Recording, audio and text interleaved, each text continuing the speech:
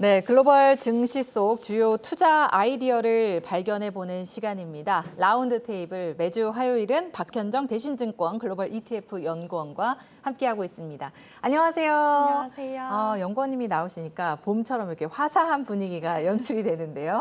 네, 오늘도 다양한 이야기 나눠보도록 하겠습니다. 네, 좋습니다. 8월에 중국 수출입 지표가 발표가 됐습니다. 사실은 이 수출입 지표가 예상치를 하회했는데요. 구체적인 수치를 한번 짚어보면서 이것이 어떻게 시장에 또 영향을 줄 수 있는지도 한번 해석을 해보면 좋을 것 같아요. 네, 중국 수출 같은 경우는 이제 전년 동기 대비 4.4% 증가했으나 시장 예상치인 5%보다는 낮은 수준을 기록을 했고요. 수입 역시도 이제 전년 동기 대비 1.3% 상승하는 모습을 보였지만 시장 예상치인 3%보다 하회하는 모습을 보였습니다. 이러한 결과는 사실 이제 글로벌 최대 소비 국가인 미국과의 미중 무역 갈등 때문으로 인한 것이다라고 보고 있고요. 트럼프 행정부 관세 정책을 보면 이제 중국에 대한 관세율이 보편적으로 한 30% 정도 적용이 되고 있기 때문에 장기적인 관점에서 봤을 때 좀 수출을 하는 데 있어서 중국에게 압박이 되는 상황이 이어지고 있다라고 봐주시면 되겠습니다. 특히 이제 미국향 수출이 이제 33% 정도 감소를 했고요. 비미국은 11% 증가한 모습을 보였는데 그래서 중국 입장에서는 뭐 히토류도 제재를 하고 있고 미국에 대한 수출을 좀 줄여가고 있는 그런 상황으로 보고 있습니다. 특히나 이제 최근 기사를 보니까 중국이 미중 갈등 속에서 이제 남미에서 대두를 대규모로 수입하기 시작했다라고 합니다. 그래서 지난달 수입된 대두의 대부분이 이제 브라질산으로 예상이 되고 있는데 미국의 대두 수확기인 9월부터 1월 사이에 물량을 전혀 예약하지 않았다고 합니다. 그래서 전반적으로 좀 미국에 대한 의존도를 낮춰가고 있는 그런 상황이다라고 봐주시면 되겠습니다. 네. 일단은 미중 갈등이 점차 심화되면서 중국은 미국에 대한 의존도를 낮추고 있다라는 말씀해 주셨습니다. 과연 이러한 흐름이 어떻게 또 향후에 중국 수출입 지표에 영향을 줄지도 계속해서 지켜봐야 될 부분인 것 같습니다. 자, 이런 가운데 MSCI 차이나를 추종하는 MCHI가 52주 신고가를 돌파를 했습니다.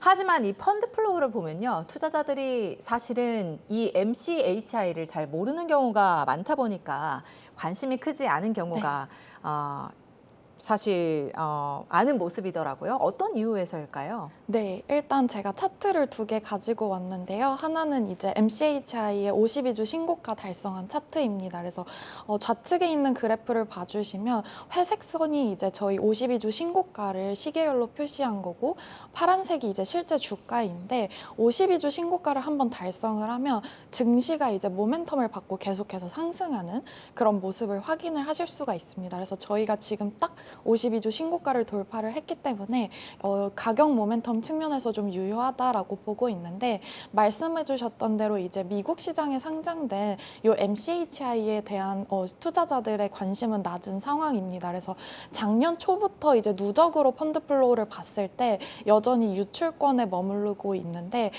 그 이유로는 이제 말씀해 주셨던 대로 첫 번째로는 이제 투자자들이 많이 알지 못하는 그런 것이 원인으로 보고 있고 또 두 번째로는 이제 미국인을 비롯한 글로벌 투자자 입장에서 미국 증시에 대한 신뢰도가 낮아진 상황이기 때문이라고 보고 있습니다. 그래서 좌측 차트를 조금 다시 봐주시면 작년부터 이러한 추세가 좀 발생을 했다라고 봐주시면 되겠는데요. 중국 정부가 이제 증시에 대한 부양책을 제시를 하면 기대감 때문에 이제 바짝 올랐다가 장기간 횡보를 하면서 이제 우하향하는 모습을 보이다가 또 부양책 나오면 급등했다가 또 횡보하면서 빠지고 이런 일련의 과정들이 좀 반복이 되면서 투자자들의 이런 신뢰를 잃었다라고 보고 있습니다. 투자자들의 신뢰를 잃었다. 사실은 그러면 이제 지금 한번 다시 주목을 해볼 시점이다라고 살짝 언급을 해주셨는데 네. 어떻게 보면 52주 신고가를 돌파한 시점이잖아요. 네. 지금도 괜찮은 건가요? 네, 저는 일단 앞서 가격 모멘텀 측면에서도 유효하다라고 보고 있고요. 특히나 이제 정부 입장에서도 과거와는 다르게 중국의 증시를 포기할 수가 없는 상황입니다. 그 이유가 아무래도 이제 올해 트럼프 신정부가 취임을 하게 되면서 이제 미중 갈등이 격화되고 있고 그 과정 속에서 이제 중국이 우회 수출도 전부 다 차단된 상황입니다. 그래서 내수를 부양하기 위해서 아직 부동산 시장은 살아나지 못했고 그럼 중국 입장에서 사용을 할 수 있는 게 이제 소비 보조금, 이구환신 같은 보조금을 지급하거나 아니면 증시 부양을 해야 하는 것인데 이구환신 보조금 같은 경우에는 이제 일정 부분 거의 다 소진이 된 상황이고요. 중국에서 남은 카드가 이제 증시 부양책이기 때문에 중국 정부 입장에서는 증시를 포기할 수가 없다라고 보고 있습니다.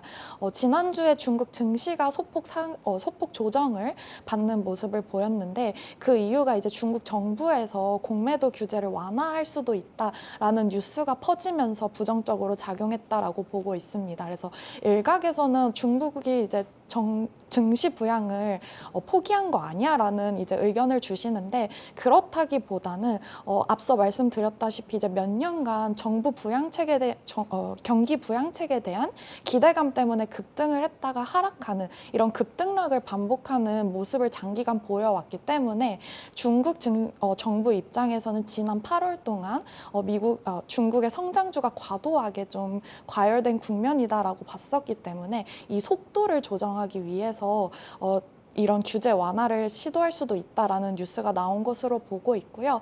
중장기적인 관점에서 방향성은 이제 변함없다라고 보고 있습니다. 네, 좋습니다. 뭐 중국에서 일단 증시 시장은 포기를 할 수 없다라고 입장을 내놓은 상황에서 앞서서도 언급을 해주셨고 추가 유동성 투입이 좀 가능할 것으로 예상이 된다. 리포트에서도 언급을 해주셨는데요. 네. 그럼 구체적으로 어떤 정책적인 대응이 예상될까요?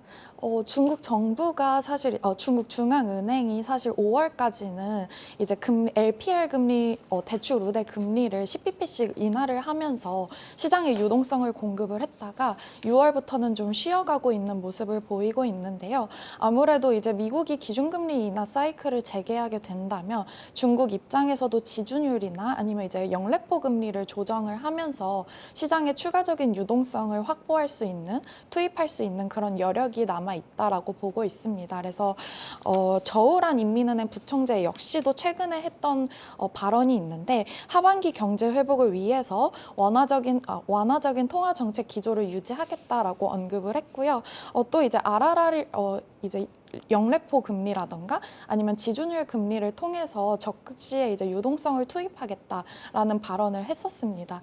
특히 이제 또 HSBC라는 외사에서도 페드의 금리 인하 전후에 중국 중앙은행이 이제 국채 매매 등과 같은 추가적인 이제 정책 도구를 활용해서 유동성을 투입할 수 있다라는 분석도 나오고 있는 상황입니다. 네, 사실 유동성이 증가한다라고 하면 어떻게 보면 시장에서는 그 안정적으로 움직이는 가치주보다는 성장주에 네. 또 눈이 가기 마련이잖아요. 현재 중국 시장에서 우리가 눈여겨볼 만한 성장주 관련 섹터 어떤 것들이 있을까요? 아무래도 이제 사실 연초에 저희가 주목을 많이 받았던 미국 상장 ETF 중에 K-웹이라는 상품이 있습니다. 그래서 이 상품 같은 경우에는 이제 중국의 인터넷 기업을 위주로 담고 있어서 플랫폼 사업을 영위하는 기업들이 많습니다.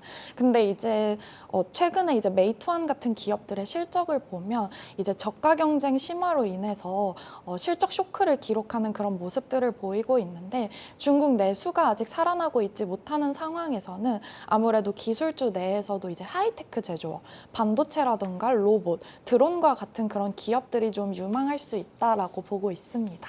네.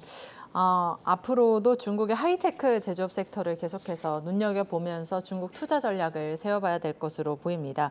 투자자들이 참고할 만한 ETF 상품 앞서서도 언급을 해주셨는데 이외에 또 주목할 만한 상품이 있을까요? 네, 그래서 이제 미국에 상장된 상품으로는 이제 K-웹보다는 CQQQ라고 해서 이제 중국의 기술주 위주로 투자하는 ETF를 선호하고 있고요.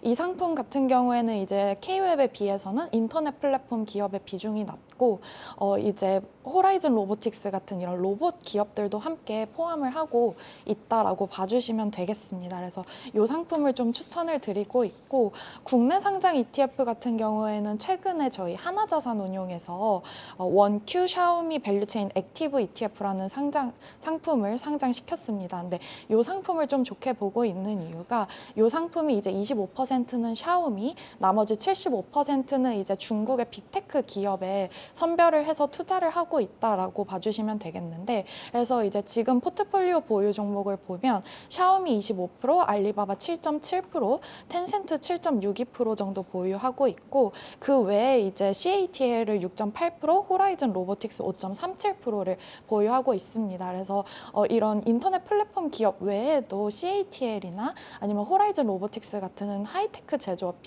기업의 비율이 높게 보유하고 있다는 점에서 매력적이다라고 봐주시면 되겠습니다. 특히나 이제 저희 샤오미 같은 경우에는 매매 단위가 굉장히 큽니다. 그래서 최소 200주 단위로 매수를 해야 하고, 그러려면 이제 원화로 180만 원 정도가 필요한데 이 ETF가 방금 들어오기 전에 보니까 한 1085원 정도에 거래가 되고 있더라고요. 그래서 적은 금액으로 여러 가지 중국 기업들을 분산 투자할 수 있다라는 장점을 가진 상품인 것 같습니다. 네.